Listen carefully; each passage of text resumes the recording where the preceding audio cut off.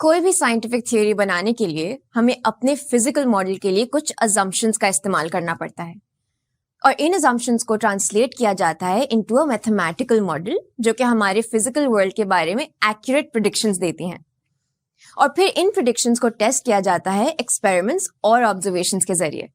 और आज हमारा फिजिकल मॉडल है गैसेस। गैसेस का बिहेवियर स्टडी करने के लिए कुछ पोस्टुलेट्स या अजम्पशंस देखते हैं जिनको इस्तेमाल करके हम गैसेस के बिहेवियर स्टडी कर सकते हैं। ये postulates kinetic theory of gases का बेसिस फॉर्म करते हैं। पहला पोस्टुलेट कहता है कि एक महदूद या फाइनाइट वॉल्यूम ऑफ गैस में गैसियस मॉलिक्यूल्स की तादाद बहुत ज्यादा होती है।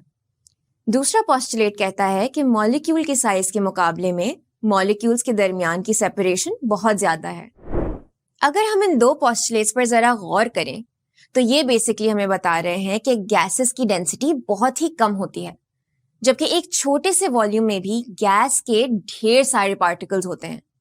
लेकिन क्योंकि हर पार्टिकल की साइज इतनी छोटी होती है कि दो पार्टिकल्स के दरमियान फिर भी काफी ज्यादा स्पेस होती है।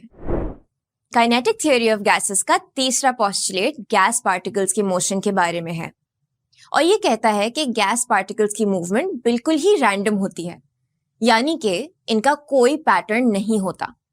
और अगर कोई दो मॉलिक्यूल्स आपस में टकराते हैं या कोलाइड करते हैं तो इस टकराव या कोलिजन के बाद उनकी डायरेक्शन बदल जाती है। इन्हीं कोलिजन्स पर चौथा पोस्टुलेट भी बेस्ड है और ये हमें बताता है कि गैस मॉलिक्यूल्स की आपस में कोलिजन पूरी तरह इलास्टिक होती है, यानी कि मोमेंटम भी कंजर्व्ड होता है और काइनेटिक एनर्जी भी। इस तरह ये गैस मॉलिक्यूल्स किसी कंटेनर में हैं तो इनकी कंटेनर की दीवार के साथ कोलिजन्स भी परफेक्टली इलास्टिक होंगी। आपने केमिस्ट्री में इंटरमॉलिक्यूलर फोर्सेस के बारे में तो पढ़ा ही होगा और ये भी पढ़ा होगा कि सॉलिड्स में ये फोर्सेस बहुत स्ट्रांग होती हैं, लिक्विड में सॉलिड से कम और गैस तो बहुत ही कम। लेकिन अब kinetic theory of gas assume करती है कि गैस में मॉलिक्यूल्स के दरमियान कोई भी फोर्स नहीं होती और ये भी कहती है कि मॉलिक्यूल्स एक दूसरे पर फोर्स सिर्फ तब ही अप्लाई करते हैं जब उनके दरमियान कोलिजन होती है। अब तक जिन पोस्टुलेट्स पर हमने जो डिस्कशन की है वो एक असली गैस के लिए नहीं बल्कि एक आइडियल गैस के लिए है। आइडियल क्या होता है? किसी भी चीज का बिल्कुल परफेक्ट वर्जन।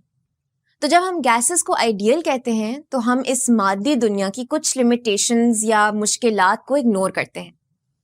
ये करने का फायदा हमें ये होता है कि हमारा मैथमेटिकल फ्रेमवर्क सिंपल सा रहता है और इसमें कम से कम वेरिएबल्स होते हैं।